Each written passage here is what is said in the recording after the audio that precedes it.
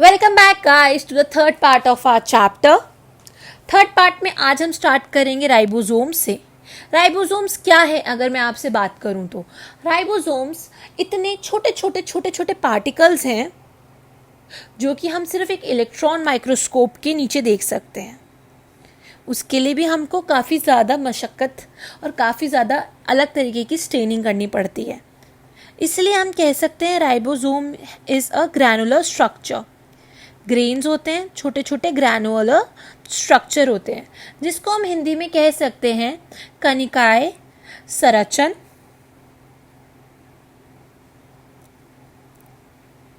पहली बार राइबोसोम्स को जॉर्ज पलाडे ने देखा था, या आप दूसरे वर्ड्स में कह सकते हो डिस्कवर किया था इन 1953 अंडर अ इलेक्ट्रॉन माइक्रोस्कोप।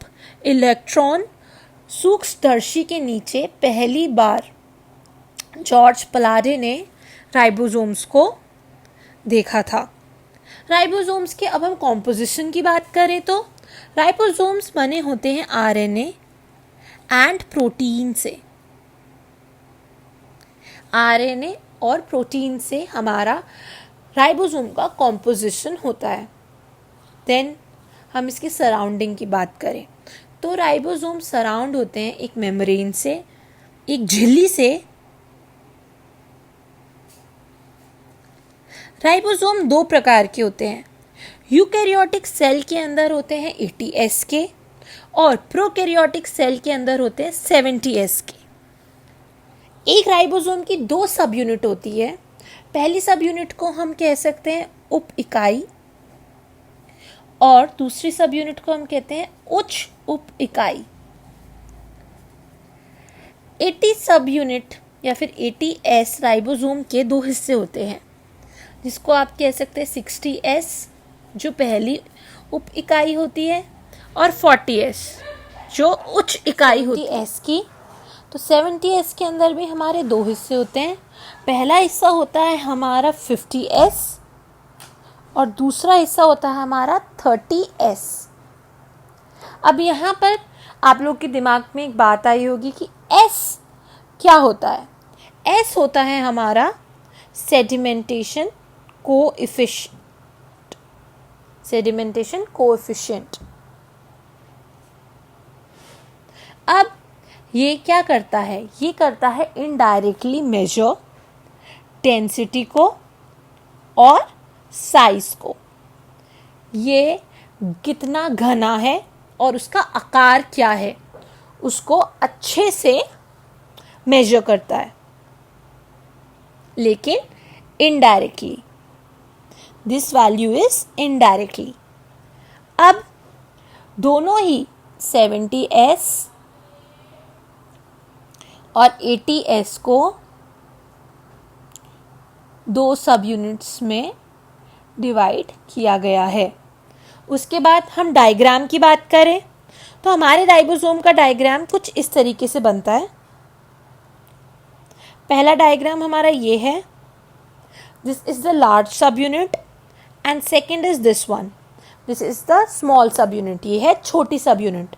मिलके राइबोसोम कुछ इस तरीके से एक स्ट्रक्चर फॉर्म करता है, क्योंकि जो हमारा लार्ज सब यूनिट है वो हमारे स्मॉल सब यूनिट में फिट हो जाता है। अब हम इसको एक क्विक रिवीजन देते हैं। राइबोसोम्स को पहली बार जॉर्ज पलाडे ने इलेक्ट्रॉन माइक्रोस्कोप में देखा था। ग्रैनुलर स्ट्रक्चर है। इसकी कंपोजिशन आरएनए और प्रोटीन की है। सराउंडेड बाय मेम्ब्रेन है। दो तरीके के हैं राइबोसोम, 80S और 70S। यूकैरियोटिक में 80S है और प्रोकैरियोटिक में 70S। दो सब यूनिट के दो हिस्से होते हैं, एक उप इकाई, दूसरा छोटी उप इकाई। 80S के दो हिस्से होते हैं, एक 60S और एक 40S। 70S में भी दो हिस्से होते हैं, एक 50S और एक 30S। और हमारा सेडिमेंटेशन कोएफिशिएंट होता है S। इनडायरेक्टली क्या करता है, ये मेजर करता है डेंसिटी और साइज। और दोनों ही 70s और 80s में दो सब यूनिट होते हैं।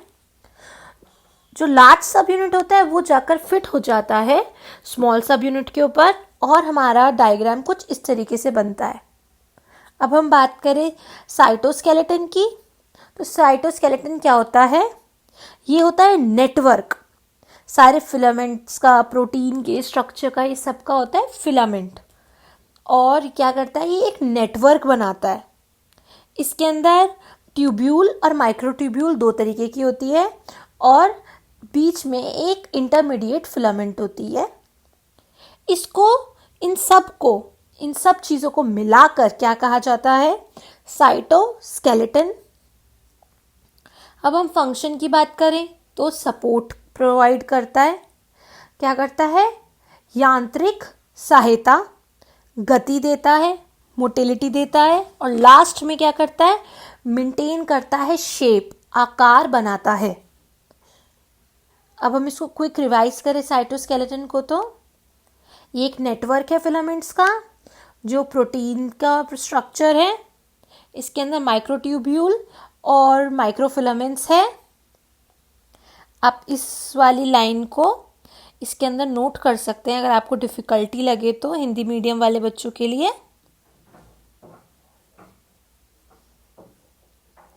और कलेक्टिवली इन सब फिलामेंट्स को हम साइटोप्लाज्म कहते हैं। इसके फंक्शन मैकेनिकल सपोर्ट, मोटिलिटी और maintenance of the shape of the cell. तो अब हम बात करते हैं सीलिया या फ्लैजिला की। सीलिया को हम सिंगुलर में कहते हैं सीलियम, एंड फ्लैजिला को हम सिंगुलर में क्या कहते हैं, फ्लैजिलम। अब बात करें सीलिया क्या होता है या फ्लैजिला क्या होता है। सीलिया या फ्लैजिला हेयर लाइक ग्रोथ होती है, बालों की तरह एक ग्रोथ होती है जो कि निकलती है सेल मेम्ब्रेन से। सेल मेम्ब्रेन से निकल के इस ग्रोथ का फिर हम बात करते हैं इस ग्रोथ का फंक्शन क्या है, ये क्यों होता है। तो सीलिया दो तरीके से काम आती है, या तो सेल की मूवमेंट में या उसके सराउंडिंग के फ्लूइड की मूवमेंट में।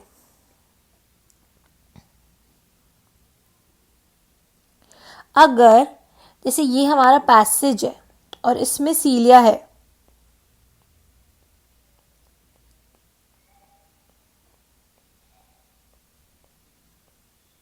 तो ये सीलिया ही डिसाइड करेगा कि इसको फ्लूइड का मूवमेंट इस साइड कराना है या इस साइड कराना है। जो गति होगी वो यही डिसाइड करेगा, या जो मूवमेंट होगी धीरे धीरे किस तरीके से मूव करेगा, या हमारे यूट्रस में हमारा एग कैसे मूव करेगा, ये सब सीलिया ही डिसाइड करेगा। सीलिया खुद मूव होता है और अपने आसपास की सराउंडिंग में फ्लूइड्स को, ये छोटे सेल को कई बार मूव करवाता है। फिर हम बात करते हैं फ्लैजिला की। फ्लैजिला कंपैरेटिवली जब हम सीलिया से कंपेयर करते हैं लॉन्ग होता है, लंबा होता है बिल्कुल। और यूकैरियोटिक का जो फ्लैजिला होता है वो प्रोकैरियोटिक के बैक्टीरिया के फ्लैजिला से काफी ज्यादा डिफरेंट होता है। अब जब हमने इलेक्ट्रॉन माइक्रोस्कोप के नीचे इसको देखा तो हमें क्या पता चला कि हमारा जो सीलिया या फ्लैजिला है वो किससे कवर्ड होता है, प्लाज्मा मेम्ब्रेन से। इसके कोर को हम एक्सोम कहते हैं, एक्सोमिनी भी कह सकते हैं, एक्सोम, एक्सोमिनी। इसके 9 रेडिकल स्पोक्स होते हैं,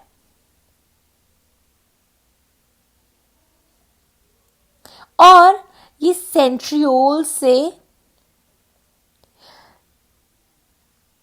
निकलता है। जो सेंट्रियोल जैसा स्ट्रक्चर होता है उस सेंट्रियोल जैसे स्ट्रक्चर को हम बेसल बॉडी बोलते हैं। अब हम बात करें स्ट्रक्चर की सीलिया या फ्लैजिला के। ये एक लॉन्ग सीलिया या फ्लैजिला का स्ट्रक्चर आप जिस भी वे में इसको बोलना चाहें बोल सकते हैं। नीचे ये बेसल बॉडी से एमर्ज हो रहा है, ये कवर्ड है प्लाज्मा मेम्ब्रेन से। This is the plasma membrane. जो रेडिकल स्पोक हमने पढ़े वो कुछ इस साइड होंगे, बीच में एक्सोम समवेयर है। अब हम आर्म्स की बात करें तो आर्म्स हमारे ये हो गए। अब हमने एक्सोमी की बात भी कर ली, अब हम रेडिकल स्पोक भी हमारे हो गया। अब हम इसकी बात करते हैं माइक्रोट्यूबुलर ड्यूबलेट की। ये हमारे जो स्ट्रक्चर्स हैं इनको आप कह सकते हैं आउटर माइक्रोट्यूब्यूल ड्यूबलेट, एंड ये हो गए हमारे टाइनीन arms. Now moving forward, this is a structure of flagella or cilium in a electron microscope। ये हमको इसकी स्केल भी बता रखी है इसके नीचे। Now this is a diagram, इसमें वी हैव जस्ट गिवन, इस डायग्राम में हमने मार्किंग हिंदी में भी कर रखी है। जो भी हिंदी मीडियम के हमारे स्टूडेंट्स हैं वो इस डायग्राम को फटाफट कॉपी कर सकते हैं एंड मार्किंग्स को ध्यान रख सकते हैं। अब हम सेंट्रोमियर्स या सेंट्रियोल की तरफ चलते हैं। सेंट्रोमियर्स या सेंट्रियोल कैसे बने होते हैं? ये दो सिलेंड्रिकल से, दो बेलनाकार संरचनाओं से बने होते हैं ये स्ट्रक्चर्स, और इन दोनों स्ट्रक्चर्स को एक एक को सेंट्रियोल्स कहा जाता है। ये घिरे होते हैं एम्फोफोरस पेरीसेंट्रियोलर मटेरियल से। उसके बाद हम बात करें अकृष्ठीय परिकेंद्रीय द्वारा ये घिरे होते हैं। उसके बाद ये परपेंडिकुलर एक दूसरे से लाई करते हैं। परपेंडिकुलर का मतलब क्या हुआ? इस तरीके से। और ये क्या करते हैं? एक तरीके से एक काट व्हील बनाते हैं। काट व्हील का क्या मतलब हुआ? जैसे कि हमारे बैलगाड़ी के पहिए होते हैं उसी तरीके से ये एक स्ट्रक्चर बनाते हैं। ये 9 अलग अलग एक समान दूरी पे एडजस्ट हुए हुए परिधीय होते हैं जो बनाते हैं tubulin protein. 9 evenly spaced peripheral जो बनाते हैं ट्यूबुलिन प्रोटीन। और ये ट्रिपल मतलब 3 जगह से लिंक्ड होते हैं, ट्रिपलेट लिंक्ड होता है। इसका जो सेंट्रल पार्ट होता है वो जुड़ा होता है सेंट्रियोल से, पेरिक्सोमल रीजन से, जिसको हम कहते हैं हब या फिर धुरी, जो कि कनेक्टेड होते हैं प्रोटीन से। उन प्रोटीन को हम कहते हैं स्पोक्स, अरेध्याय, डंड। अब ये क्या करते हैं? ये बनाते हैं बेसिल, जो हमने यहाँ पढ़ा था, ये वाला रीजन। इसके बनाने में इनकी सहायता होती है ताकि उसमें से सीलिया या फ्लैजिला का उत्पन्न हो सके। अब ये जो स्पिंडल फाइबर होते हैं जो हमारे सेल डिवीजन में यूज़ होते हैं, ये उसमें भी मदद करते हैं और स्पिंडल एपरेटस बनाते हैं स्पिंडल फाइबर से ताकि सेल डिवीजन में हेल्प हो सके। हमारा सेंट्रियोल का स्ट्रक्चर कुछ इस तरीके से होता है। अब मैं इसको जूम करूं तो आप देख सकते हैं सेल के अंदर सेंट्रोसोम लाई करते हैं और 2 सेंट्रियोल्स मिलके एक सेंट्रोसोम बनाते हैं। अब हम इसका एक क्विक रिकैप करते हैं। हमने आज क्या क्या पढ़ा?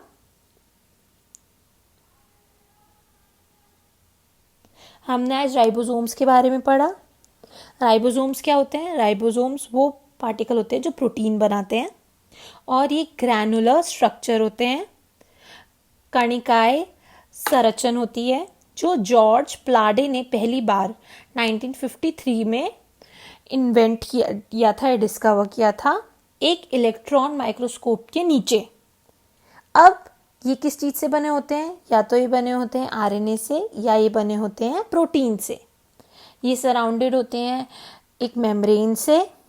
2 तरीके के होते हैं, यूकैरियोटिक में 80S, प्रोकैरियोटिक में 90S। 2 सब यूनिट होते हैं, उपिकाई और छोटी उपिकाई। 80S 60S और 40S से बना होता है और 70S 50S और 30S से बना होता है। S मतलब सेडिमेंटेशन कोएफिशिएंट, नीचे हिंदी मीडियम वाले बच्चों के लिए भी नोट्स के लिए अवेलेबल कर रखे हैं हमने हिंदी के नाम। अब ये इनडायरेक्टली क्या करते हैं, मेजर करते हैं घनता या घनत्व और उसके आकार को। अब 70s और 80s दोनों के दो दो सब यूनिट्स होते हैं। जो लार्ज सब यूनिट होता है वो जाके फिट हो जाता है स्मॉल सब यूनिट के ऊपर और कुछ इस तरीके का आकार बनाता है। अब हम साइटोस्केलेटन की बात करें तो साइटोस्केलेटन एक फिलामेंट प्रोटीनेशियस स्ट्रक्चर होता है। फिलामेंट्स होते हैं और प्रोटीन्स होते हैं जो माइक्रोट्यूब्यूल्स और माइक्रोफिलामेंट्स, ये आपको याद करना पड़ेगा, और इंटरमीडिएट फिलामेंट्स, आपको ये डायरेक्टली नाम ही याद करने पड़ेंगे। अब इनको कलेक्टिवली एक साथ साइटोस्केलेटन कहा जाता है। इसका मेन फंक्शन क्या होगा? इसका मेन फंक्शन है सपोर्ट करना, मोटिलिटी गति में, और आकार को या फिर शेप को मेंटेन करना। अब हम अपने लास्ट पार्ट की तरफ चलते हैं, सीलिया या फ्लैजिला। अगर सिंगुलर होगा तो सीलियम और फ्लैजिला के लिए सिंगुलर होगा तो फ्लैजिलियम। अब ये बालों की तरह स्ट्रक्चर होता है, हेयर लाइक स्ट्रक्चर, जो क्या करते हैं, सेल मेम्ब्रेन बनाते हैं। सीलिया का क्या काम होता है? ये मूवमेंट ऑफ सेल और आसपास के फ्लूइड, जितना भी पानी का तरल पदार्थ होता है आसपास में, उसकी मूवमेंट में हेल्प करता है। फ्लैजिला क्या होता है? वो होती है लॉन्गर मूवमेंट ऑफ सेल की, मतलब ज़्यादा मूवमेंट हो सेल में तो फ्लैजिला का काम आता है। यूकैरियोटिक फ्लैजिला है वो प्रोकैरियोटिक के बैक्टीरिया के फ्लैजिला से काफ़ी अलग होती है। इलेक्ट्रॉन माइक्रोस्कोप के अंदर अगर हम इसको देखेंगे तो हमें पता चलेगा एक फ्लैजिला कवर्ड होती है प्लाज्मा मेम्ब्रेन से और इसका कोर होता है एक्सोनीमिका। 9 रेडिकल स्पोक्स होते हैं और ये सेंट्रियोल से एमर्ज करते हैं जो कि बेसल बॉडी में होता है। अब हमने डायग्राम डिस्कस किए कि डायग्राम में क्या क्या, आप ये डायग्राम फटाफट चाहे तो दोबारा से बना सकते हैं फॉर द प्रैक्टिस। ये इलेक्ट्रॉन माइक्रोस्कोप के नीचे हमारा फ्लैजिला कैसे दिखेगा, ये स्ट्रक्चर दिखेगा उसका। देन हिंदी मीडियम के बच्चों के लिए भी हमने इसमें लेबलिंग्स दी हैं और इंग्लिश मीडियम दोनों के लिए। देन हमने बात की सेंट्रोजोम की या सेंट्रियोल्स की। सेंट्रियोम्स 2 सिलेंड्रिकल से बनते हैं, 2 सिलेंड्रिकल जैसे स्ट्रक्चर होते हैं वो सेंट्रियोल्स होते हैं। ये एम्फोरस पेरिसेंट्रियोलर मटेरियल से सराउंडेड होते हैं। ये एक दूसरे के परपेंडिकुलर ऑर्गेनाइज्ड होते हैं, जो एक बुलक कार्ट का या बैलगाड़ी का चरखा, जिसको हम कार्ट व्हील भी कहते हैं, वैसे बनाते हैं। कार्ट व्हील बच्चे जैसे करते हैं खेलते टाइम, तो वो कुछ इस तरीके से होती है। तो आपको समझ आ गया, यहाँ परपेंडिकुलर, यहाँ परपेंडिकुलर, लास्ट में परपेंडिकुलर हो जाता है। अब ये 9 इवनली शेप्ड पेरिफेरल फिब्रिल से बने होते हैं, जो कि होते हैं ट्यूबलिन प्रोटीन के, और एक दूसरे से लिंक होते हैं ट्रिपलेट से। तो सेंट्रल पार्ट होता है पेरोक्सिमल रीजन का, उसको हम क्या कहेंगे, हब, धुरी, जो कि कनेक्टिव होते हैं स्पोक्स के साथ। अब ये क्या बनाते हैं, बेसल पोर्शन सीलिया और फ्लैजिला के लिए, और स्पिंडल फाइबर्स भी बनाते हैं, जो बनाते हैं स्पिंडल एपरेटस, जो कि सेल्फ डिवीजन में हेल्प करता है। अब हमारे इसका डायग्राम, तो अब हमारे चैप्टर का सिर्फ लास्ट पार्ट रह गया है, विच इज न्यूक्लियस, जिसको हम कल इन लेंथ डिस्कस करेंगे, जो होगा हमारा part 4, final part of the chapter. And then हम इसके क्वेश्चन आंसर्स की एग्जाम में कैसे क्वेश्चंस पूछे जाते हैं, हम उसके ऊपर लास्ट के 5 से 10 मिनट कुछ एग्जाम्पल्स और कुछ डिस्कशन शो करेंगे। आज की वीडियो हम यहीं एंड करते हैं। अगर आप लोगों को कुछ ना पसंद आए या फिर आपको कोई कमेंट्स देने हो तो प्लीज़ आप कमेंट सेक्शन में बताएं। And also please do like, comment, share and subscribe to our channel. अब हम सेंट्रोमियर्स या सेंट्रियोल की तरफ चलते हैं।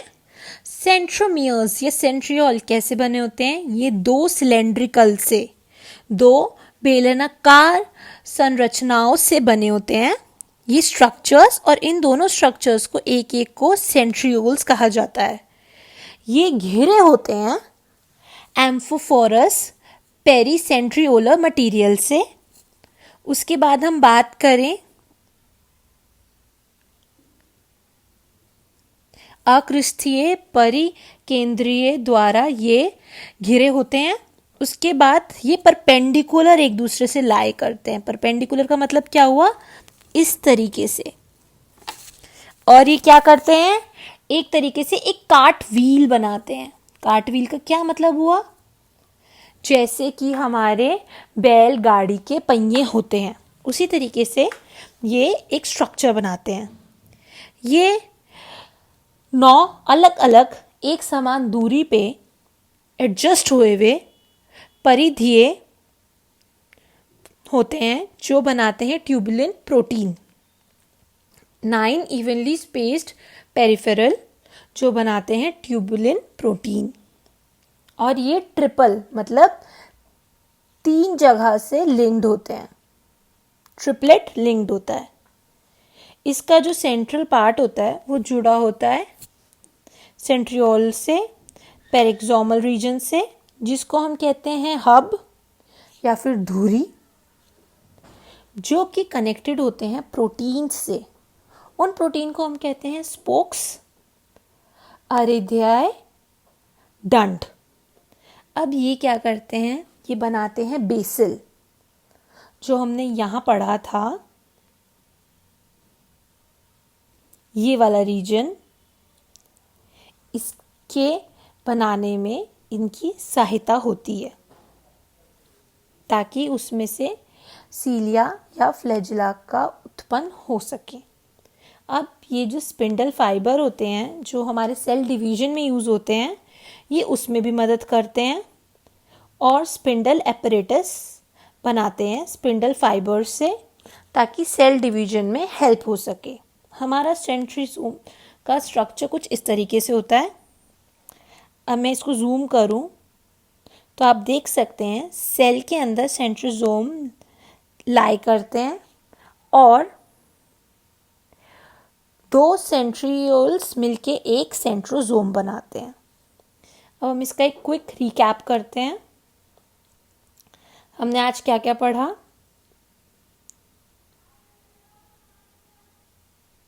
हमने आज राइबोसोम्स के बारे में पढ़ा। राइबोसोम्स क्या होते हैं, राइबोसोम्स वो पार्टिकल होते हैं जो प्रोटीन बनाते हैं और ये ग्रैनुलर स्ट्रक्चर होते हैं। कणिकाएं संरचना होती है जो जॉर्ज प्लाडे ने पहली बार 1953 में इन्वेंट किया था या डिस्कवर किया था एक इलेक्ट्रॉन माइक्रोस्कोप के नीचे। अब ये किस चीज़ से बने होते हैं, या तो ये बने होते हैं आरएनए से या ये बने होते हैं प्रोटीन से। ये सराउंडेड होते हैं एक मेम्ब्रेन से। 2 तरीके के होते हैं, यूकैरियोटिक में 80S, प्रोकैरियोटिक में 90S। 2 सब यूनिट होते हैं, उपिकाई और छोटी उपिकाई। 80S 60S और 40S से बना होता है और 70S 50S और 30S से बना होता है। S मतलब सेडिमेंटेशन कोएफिशिएंट, नीचे हिंदी मीडियम वाले बच्चों के लिए भी नोट्स के लिए अवेलेबल कर रखे हैं हमने हिंदी के नाम। अब ये इनडायरेक्टली क्या करते हैं, मेजर करते हैं घनता या घनत्व और उसके आकार को। अब 70S और 80S दोनों के 2-2 सब यूनिट्स होते हैं। जो लार्ज सब यूनिट होता है वो जाके फिट हो जाता है स्मॉल सब यूनिट के ऊपर और कुछ इस तरीके का आकार बनाता है। अब हम साइटोस्केलेटन की बात करें तो साइटोस्केलेटन एक फिलामेंट प्रोटीनेशियस स्ट्रक्चर होता है। फिलामेंट्स होते हैं और प्रोटीन्स होते हैं जो माइक्रोट्यूब्यूल्स और माइक्रोफिलामेंट्स, ये आपको याद करना पड़ेगा, और इंटरमीडिएट फिलामेंट्स, आपको ये डायरेक्टली नाम ही याद करने पड़ेंगे।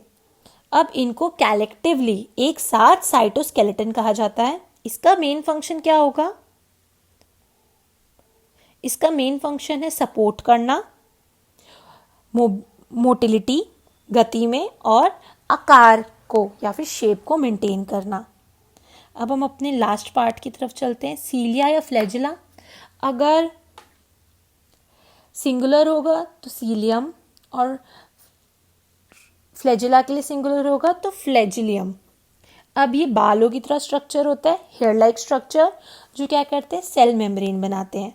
सीलिया का क्या काम होता है, ये मूवमेंट ऑफ सेल और आसपास के फ्लूइड, जितना भी पानी का तरल पदार्थ होता है आसपास में, उसकी मूवमेंट में हेल्प करता है। फ्लैजिला क्या होता है, वो होती है लॉन्गर मूवमेंट ऑफ सेल की, मतलब ज्यादा मूवमेंट हो सेल में तो फ्लैजिला का काम आता है। यूकैरियोटिक फ्लैजिला है वो प्रोकैरियोटिक के बैक्टीरिया के फ्लैजिला से काफी अलग होती है। इलेक्ट्रॉन माइक्रोस्कोप के अंदर अगर हम इसको देखेंगे तो हमें पता चलेगा, एक फ्लैजिला कवर्ड होती है प्लाज्मा मेम्ब्रेन से, और इसका कोर होता है एक्सोनीमिका। 9 रेडिकल स्पोक्स होते हैं और ये सेंट्रियोल से एमर्ज करते हैं, जो कि बेसल बॉडी में होता है। अब हमने डायग्राम डिस्कस किए कि डायग्राम में क्या क्या, आप ये डायग्राम फटाफट चाहे तो दोबारा से बना सकते हैं फॉर द प्रैक्टिस।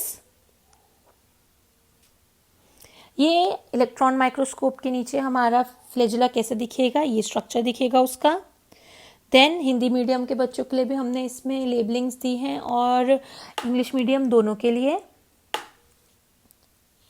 देन हमने बात की सेंट्रोजोम की या सेंट्रियोल्स की।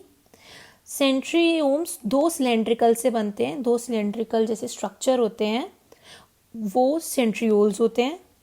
ये एम्फोरस पेरिसेंट्रियोलर मटेरियल से सराउंडेड होते हैं।